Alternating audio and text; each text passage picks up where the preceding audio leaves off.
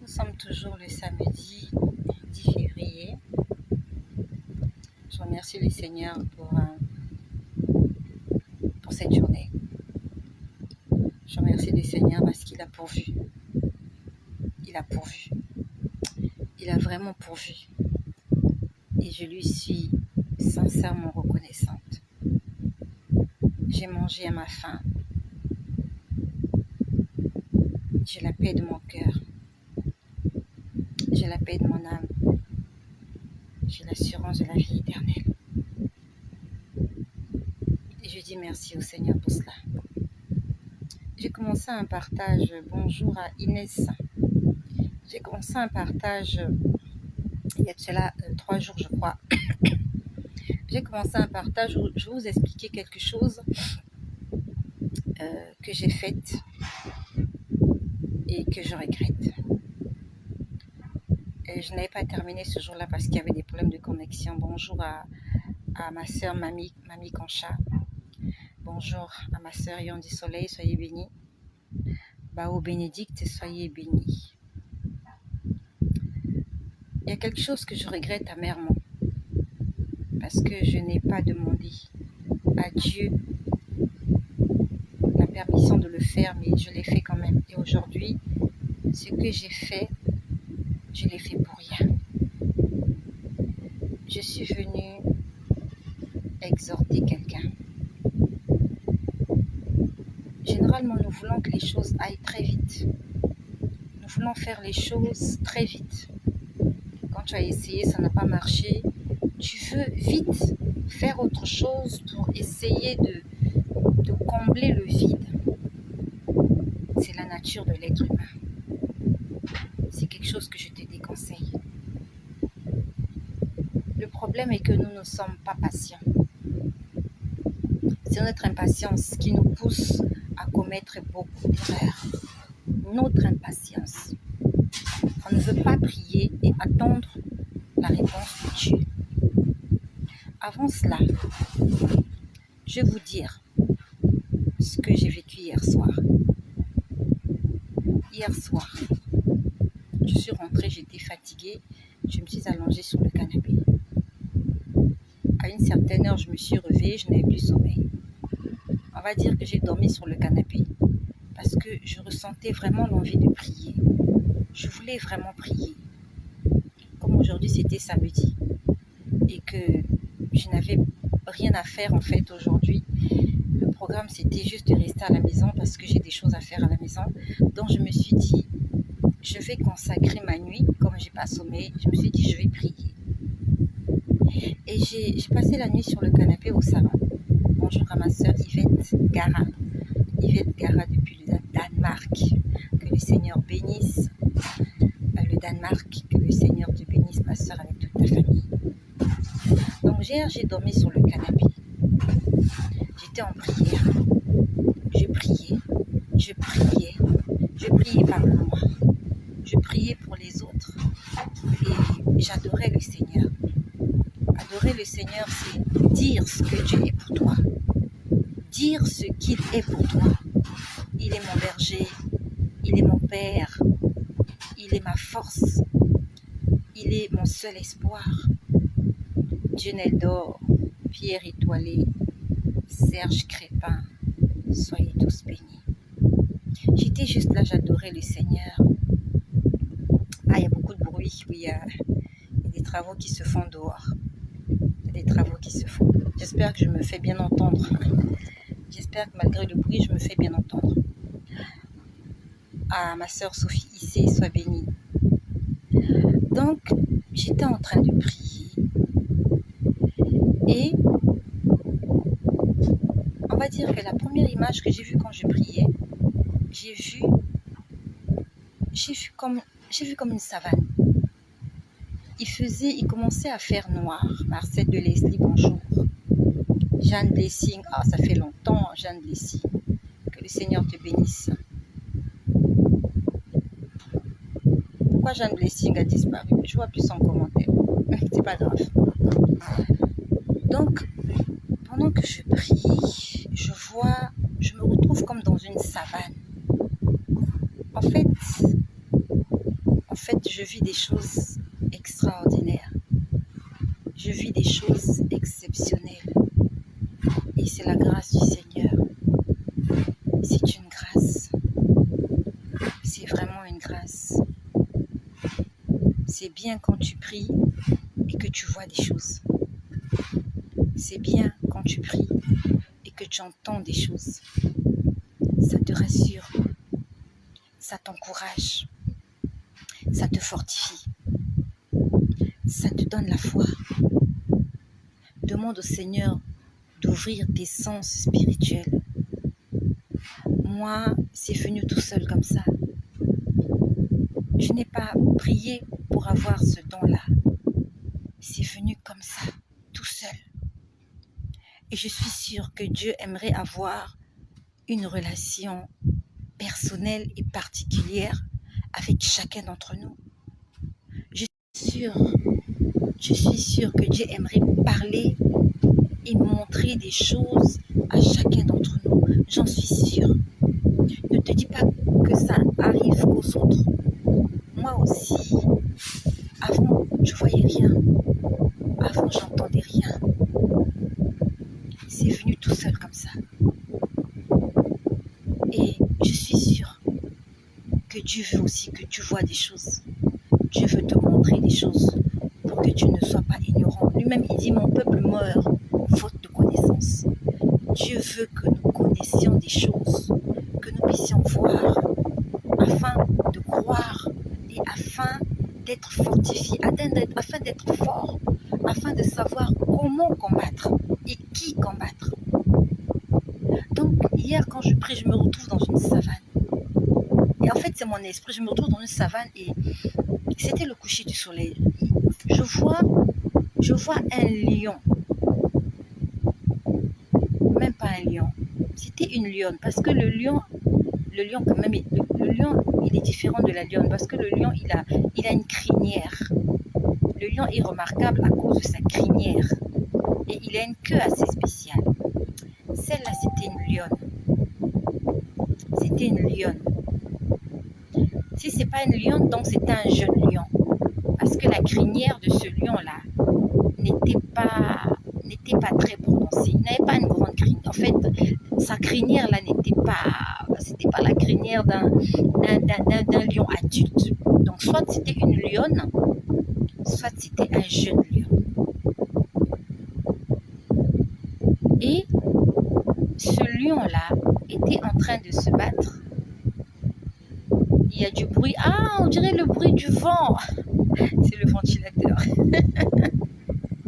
C'est le ventilateur. Vous voulez que j'éteigne? Ça vous dérange le bruit? Pourtant, c'est assez loin. Hein? Le bruit vous dérange? This noise disturb you? Ah, il y a du vent. Ah, c'est le ventilateur. Ça vous dérange? Est-ce que vous m'entendez bien ou pas? Parce que si je l'éteins, j'aurai chaud. Est-ce que ça vous dérange ou pas? Martin Ouedraogo, Solange Dimo, soyez bénis. Est-ce que... Ah, c'est bruyant. Ah, ça dérange. Ça dérange ou ça dérange pas? Ça dérange ou ça dérange pas? Si ça dérange, je vais parler un peu haut. Ah, je peux laisser. Merci bien. Parce que j'ai besoin d'être un peu au frais. Donc, je vois ce lion-là. C'était hier dans la nuit. Je vois ce lion en train de se battre avec un léopard. Alors, soit c'était un léopard, pas un tigre. Non, le tigre a des taches. Alors que le léopard a comme des traces, un peu comme les zèbres. Bon, en fait, je vois ce lion en train de se battre avec un autre félin, mais ce félin-là avait les marques de la peau du zèbre. Le tigre, il est brun et noir. Mais ce félin-là qui se battait avec le lion était noir-blanc. Je me suis posé la question, est-ce qu'il y a des tigres noir-blanc? Donc blanc avec des rayures noires. Je ne sais pas si ça existe, mais moi, j'ai vu 2 félins en train de se battre hier pendant que je priais. Je ne sais plus exactement sur quel sujet je priais, mais je les ai vus se battre. Je me suis posé la question, pourquoi ils se battent? Pourquoi ils se battent? S'ils se battent, c'est pour quelque chose. C'est pendant que j'étais en train de prier. Pourquoi je t'en parle? C'est pour te dire que pendant que tu pries, quand tu pries, il y a des choses qui se passent. Il y a des choses qui se passent quand tu pries. Ne te décourage pas de prier. Même si tu as l'impression que Dieu n'écoute pas tes prières, même si tu as l'impression que c'est comme si tu pries pour rien, les choses ne changent pas. Continue de prier. Continue de prier. Et surtout, sois rassuré que tu es dans la barque avec Jésus. Si tu n'es pas dans la barque avec Jésus, tout ce que tu fais est en vain, parce que celui qui bâtit son éternel bâtit en vain. Il faut être rassuré que tu es dans l'arche. Il faut être rassuré que Jésus est à tes côtés. Il faut être rassuré qu'il est ton maître et qu'il a le volant de ta vie. Même si tu ne vois rien, même si tu ne sens rien, il se passe quelque chose dans le spirituel. J'ai vu les 2 félins en train de se battre. Je ne sais pas si tu as déjà vu des félins se battre, mais tu n'as qu'à aller sur National Geographic. Tu vas voir que lorsqu'ils se battent, c'est bruyant, c'est féroce, c'est impressionnant quand 2 félins se battent. Les 2 félins, qui c'est? Je ne sais pas. Je ne sais pas. Mais, pendant que je parle, je me rappelle de quelque chose qui s'est passé.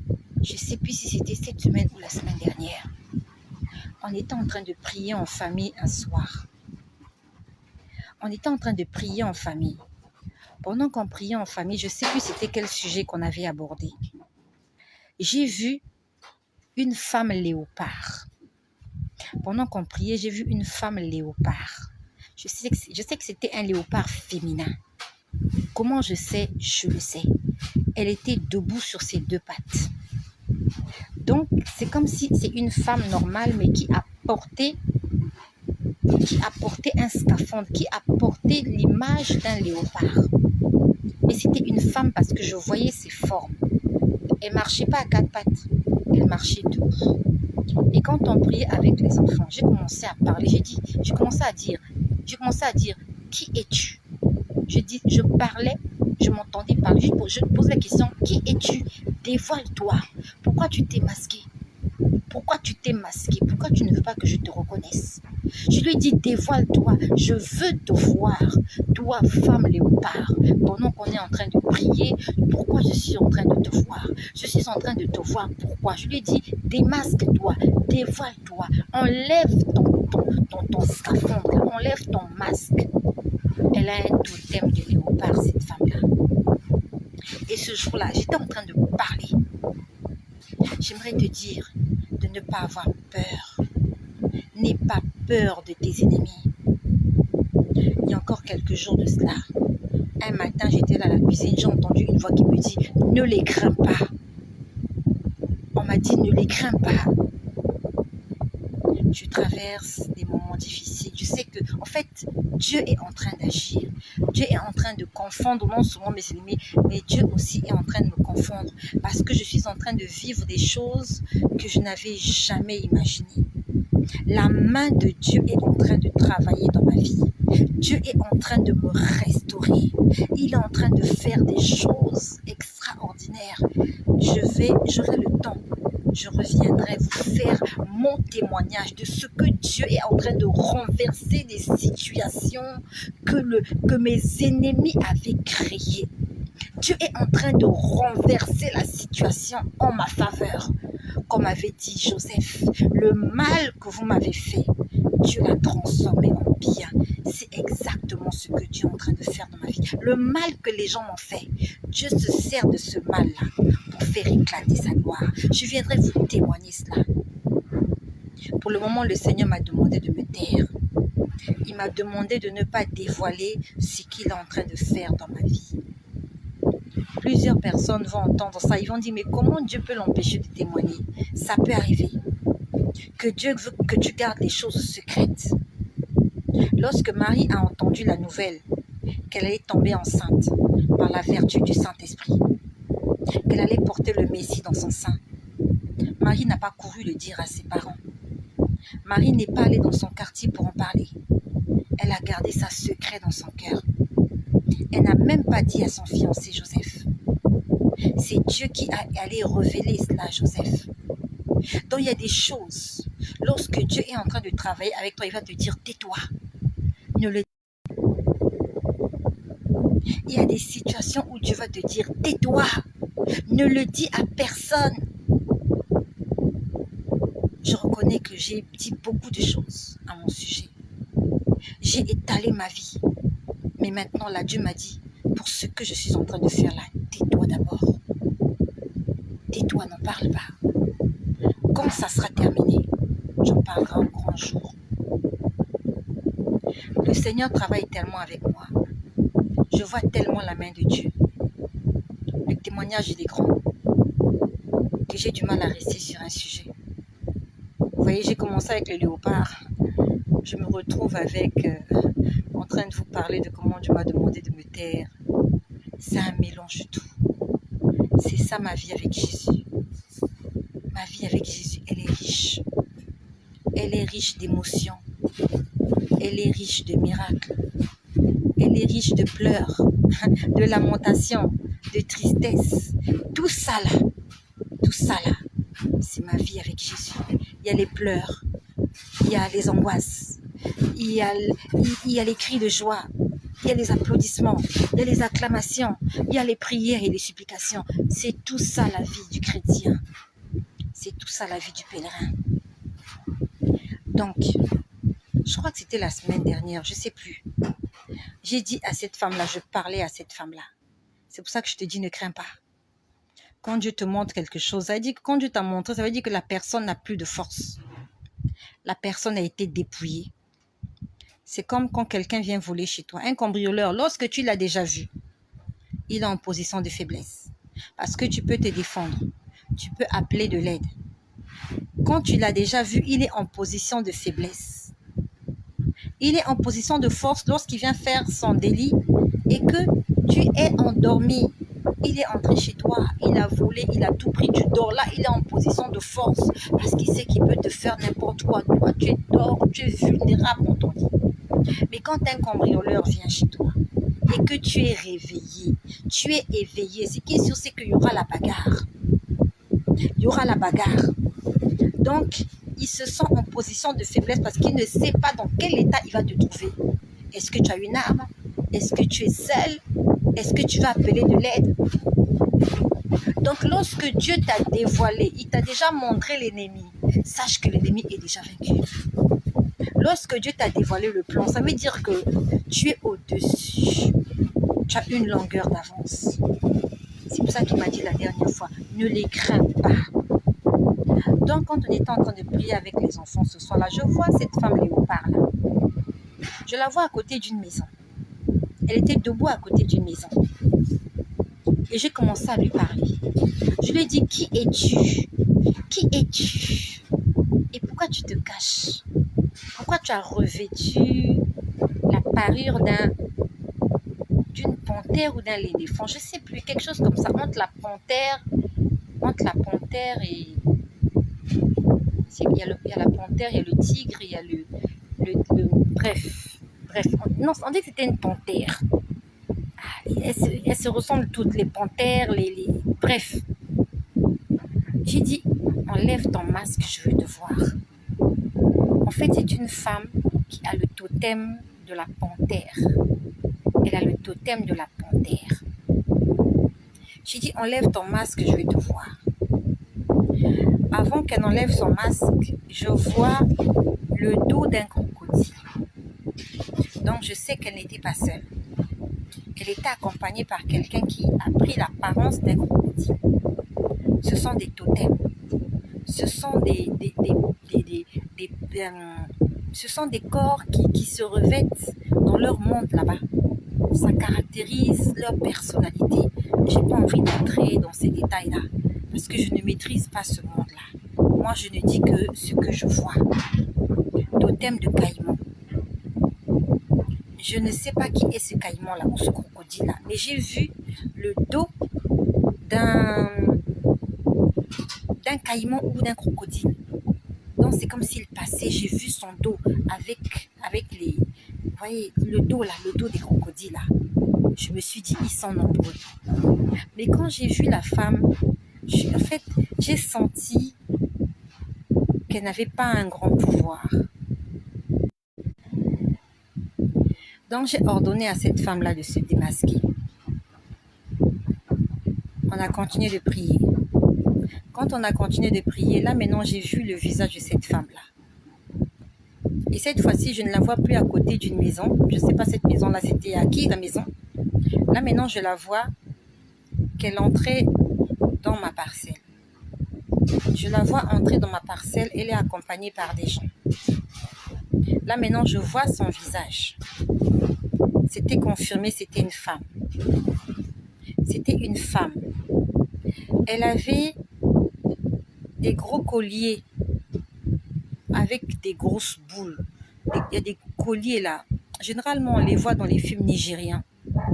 Des gros colliers avec des grosses boules. Et toutes les boules étaient blanches autour du cou. Elle avait porté un pagne autour de sa taille. Donc le pagne qu'elle avait, non pas autour de sa taille, autour de sa poitrine, voilà. Donc elle avait un pagne autour de sa poitrine jusqu'au niveau de ses chevilles. Ce pagne-là ressemblait à du raffia. Elle avait aussi des genres de bracelets, on appelle ça les chevilières. Les chevilières traditionnelles. Ce que les gens mettent sur les chevilles là. C'était aussi des grosses boules blanches. Elle en avait sur les 2 pieds. Je crois qu'elle en avait aussi sur les mains. Vraiment, elle ressemblait aux femmes qu'on voit dans les films nigériens là, quand ils s'habillent en tenue traditionnelle. Quand je l'ai vue, j'ai su que c'était une femme marabout. C'était une femme marabout. Elle a le totem de la panthère. Son visage ne me dit rien. Quand j'ai vu son visage ne m'est pas familier. Mais quand j'ai vu son visage, j'ai pu comprendre qu'il y a des gens qui sont allés consulter cette femme-là pour venir me faire du mal. Parce qu'elle n'est pas venue seule chez moi. Elle est venue, elle était accompagnée par beaucoup de gens qui étaient derrière elle. Et j'avais l'impression de reconnaître certaines personnes. Et parmi les personnes qui l'accompagnent, qui étaient derrière elle, ce sont des gens qui sont en train d'essayer de me ôter la paix depuis l'année dernière. C'est comme je vous l'ai dit tout à l'heure, le Seigneur m'empêche d'abord d'en parler. Le Seigneur m'empêche d'abord d'en parler. Nous connaissons dans la Bible un lépreux, même pas un lépreux, des lépreux. Jésus avait guéri des lépreux. C'est dans Matthieu. Ils ont vu Jésus sur le chemin, ils ont crié, fils de David, aie pitié de nous. Jésus les a guéris et Jésus leur a dit, n'en parlez à personne. Plusieurs personnes ont lu ce verset-là. On ne comprend pas pourquoi Jésus leur a empêché de témoigner. Mais eux, quand ils sont sortis, au lieu de se taire, on a dit qu'ils ont répandu la renommée de Jésus dans toute la contrée. Donc ça peut arriver que Dieu travaille dans ta vie et qu'il te dise, tais-toi d'abord. Ça peut arriver que Dieu t'empêche de témoigner. Il faut que tu laisses Dieu faire son travail. Ne soyons pas pressés. Lorsque Dieu dit tais-toi et regarde le faire. Je suis en train de faire mon témoignage de façon camouflée. Mais l'heure viendra où je vais vous détailler exactement ce qui s'est passé, ce que les gens ont fait, ce que Dieu a fait, comment ça a commencé, comment ça se termine, parce qu'il est l'alpha et il est l'oméga. Il y y a des gens qui sont allés voir des féticheurs, cette femme-là, mais elle n'est pas forte. Elle a un pouvoir de poisson salé. Elle a un pouvoir de poisson salé. Quand je dis qu'elle a un pouvoir de poisson salé, le poisson salé, quand vous le prenez, vous le mettez dans l'eau, tout le sel va partir. Surtout si vous le mettez au feu, ça sera plus du poisson salé. Et surtout si ça passe la nuit hors du congélateur, le lendemain, ça devient du poisson pourri. Ça devient du poisson pourri. Il y a des gens comme ça. Tu as peur d'eux pour rien. Ils ont un pouvoir de poisson salé. Un pouvoir qui ne met pas du temps. Raison pour laquelle je suis en train de te... Toi qui vas rentrer. Raison pour laquelle je suis en train de m'adresser à toi. Je ne sais pas pourquoi le Seigneur m'a rappelé cette histoire. Tu es là, tu consultes les marabouts pour essayer de résoudre tes problèmes. Tu oublies que le pouvoir que Dieu t'a donné est supérieur au pouvoir de cette divinatrice-là. La femme que tu vas voir là, l'homme que tu vas voir là, il a un pouvoir de poisson salé. Même un cafard spirituel peut porter atteinte à sa vie. Tu es allé là-bas. Tu es allé le consulter. Tu es allé la consulter. Tu as donné ton argent. Tu as laissé des photos. Tu as fait des choses. Alors que tu ne sais pas que cette femme-là, cet homme-là, n'a même pas de pouvoir. Il n'a aucun pouvoir. Il fait des grimaces. Il fait juste... C'est de la magie. Des gens qui font apparaître et qui font disparaître des cartes. Ils ne vont pas t'aider. Parce que moi-même là, quand j'ai vu la dame là, je me suis dit, mais elle peut rien me faire. Elle peut rien me faire, cette femme-là. Quand j'ai vu ça, c'est comme si Dieu m'a permis de la jauger. C'est comme si on l'avait mis dans la balance. Elle était légère. Elle n'a aucun pouvoir. Il y a des gens comme ça. Ils écoutent des voix, les petits démons du quartier qui leur donnent des instructions et ils se disent qu'ils sont puissants, qu'ils peuvent ouvrir des églises, qu'ils peuvent se mettre à consulter des gens à faire des choses. Alors qu'ils n'ont aucun pouvoir, c'est juste pour se faire de l'argent. Cette femme-là n'a aucun pouvoir. Son pouvoir là, c'est petit comme l'asticot. Quand j'ai vu ça, en fait, j'ai rigolé. Parce que les gens qui sont allés la consulter, je ne sais pas combien on lui a donné. Je ne sais pas combien elle a demandé. Mais ils ont payé pour rien. Ils ont perdu leur argent. Au lieu de faire le marché, au lieu de donner l'argent là à leurs femmes pour aller payer l'école des enfants, pour faire le marché, ils sont allés gaspiller leur argent chez cette femme-là. Ils seront surpris parce que ce que leur femme-là leur a promis, ça ne marchera pas. Parce que le Dieu que moi je prie, il est tout puissant. Ça ne marchera pas. Ça ne va pas marcher. Parce qu'elle n'a aucun pouvoir. Et même si elle avait un pouvoir, Jésus-Christ est le tout-puissant. Jésus est le tout-puissant. Je viens t'exhorter. N'arrête pas de prier. Ma sœur, je sais que tu es fatiguée. Mon frère, je sais que tu es paumé. Ça fait des années. Ça fait des mois. Ça fait des siècles peut-être que tu pries. Il y a un Dieu là-haut qui t'écoute. Et si jusque-là, malgré tes prières non exaucées, tu es toujours en vie, ça veut dire que Dieu t'exauce. Il n'a peut-être pas résolu le problème en question, mais il te garde en vie pour que tes ennemis soient confondus, pour qu'il n'y ait pas la joie dans le camp de tes ennemis, pour qu'ils ne fassent pas la fête. Ils ont peut-être préparé une marmite. Au mois de décembre, on priait en famille. J'ai vu, on est venu poser une marmite. là où je suis, dans la maison où je suis, j'ai vu une marmite, une grosse marmite. On appelle ça chaudron. La marmite des sorciers, la grosse marmite, la chaudron. Et en bas de cette marmite-là, il y avait un tas d'ordures. Donc il y a un tas d'ordures et sur le tas d'ordures, on a posé la marmite. Et la marmite était vide. Quand j'ai vu la marmite vide, j'ai dit gloire à Dieu. La marmite existe. Elle va toujours exister. Mais elle sera toujours vide. Parce qu'une marmite vide ne peut pas alimenter quelqu'un. Elle était vide, la marmite. Je me suis dit, ça ne sert à rien que je détruise la marmite. Déjà qu'elle est vide. Et en plus, sous la marmite, il n'y avait pas de charbon. Il n'y avait pas de feu de bois. Il n'y avait pas de feu. Donc, même s'ils mettent la nourriture à l'intérieur, il n'y avait pas de feu. C'est-à-dire que la nourriture, là, ça va pas cuire. On a posé la marmite sur un tas d'ordures. Un tas d'ordures ne peut pas faire cuire la nourriture. C'était en décembre, là. J'ai dit gloire à Dieu. Leur marmite est vide. Et ils n'ont même rien pour cuire la nourriture. Il n'y a même pas de couvercle sur la marmite. J'ai dit gloire à Dieu. Gloire à Jésus. La marmite des sorciers est vide. Ils ne vont rien manger. Ils n'ont rien mangé en décembre.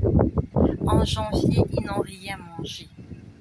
Là, on est en février. Ils ne vont rien manger. Jusqu'à la fin de l'année, ils ne vont rien manger. Ils vont commencer à couper les membres de leur corps, les uns après les autres, pour se nourrir. Aujourd'hui, il y a un qui va couper son pied. Tout le monde va manger son pied. Le mois prochain, il y a un d'entre eux qui va couper son bras. Ils vont manger le bras d'un membre de leur clan. Là-bas, les mois qui viennent là-bas, il y a un là qui va couper son dos, comme dos de poulet. Ils vont frire ça, ils vont se partager, jusqu'à ce qu'ils disparaissent tous, comme les ennemis de Gédéon. Ils vont se retourner, l'arme et l'épée les uns contre les autres, jusqu'à disparaître, eux tous. Parce que la marmite ne sera plus jamais alimentée.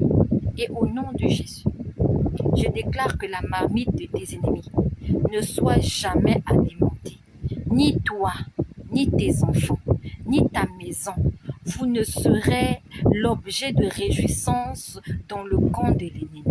Ni toi, ni tes enfants, ni ta maison. Vous ne serez le plat de résistance de qui que ce soit. Tes ennemis vont s'immoler. Ils vont se bouffer, ils vont se cannibaliser les uns les autres au nom puissant de Jésus. Parce que nous avons un Dieu. Il est notre berger. Il est notre renfort. Il est notre secours. Il est notre force. Il est notre tout. Et c'est en lui que nous avons bâti notre espoir. Jésus-Christ de Nazareth. Et il a dit, avec Dieu, nous ferons des exploits. Il écrasera nos ennemis. Nos ennemis seront écrasés comme on écrase la pâte d'arachide. Ils vont être transformés en beurre de cacahuète. On va les frire. On va les passer à la casserole. Bien grillés. Et ils vont passer à la broyeuse. Ils vont être transformés en beurre de cacahuète. Au nom puissant de Jésus. Continue à prier pour ce problème-là. N'arrête pas de prier, s'il te plaît. Moi, dans mes déboires, dans mes angoisses, je pleurais beaucoup, mais je priais. Je pleurais, je priais, je pleurais, je priais. Je ne suis pas allée voir les marabouts. Je ne suis pas allée pleurer chez les pasteurs. J'ai pleuré devant le trône de Dieu. Comme la femme qui avait la perte de sang pendant 12 ans. Elle a fait le tour. Elle est partie dans les tabernacles. Elle est partie voir les sacrificateurs. Elle est partie, elle est partie, elle est partie. Personne n'a pu l'aider. La dernière carte, c'est Jésus. La dernière carte, c'est Jésus. Je ne t'ai pas défendu d'aller voir le pasteur si tu as un problème. Je ne te défends pas d'aller rencontrer un homme de Dieu si tu as un problème. Mais le médecin par excellence, c'est Jésus. Tu peux aller voir le pasteur, il est occupé. Tu peux aller voir le pasteur, il n'est pas disponible, il est en voyage. Mais Jésus, il est disponible. Tu n'as pas besoin de te déplacer. Quand tu es chez toi, tu pries, il entend ta voix. Quand tu es je ne sais où, même quand tu es en prison, tu n'attends pas qu'il vienne. Tu l'appelles. Jésus vient à ton secours. J'ai beaucoup pleuré. Autant je pleurais, autant je priais. Parce qu'il était ma dernière chance. Je n'avais personne d'autre à part lui. Continue de prier. Continue de prier. Continue de prier. Je sais que ça te fait mal. Je le sais.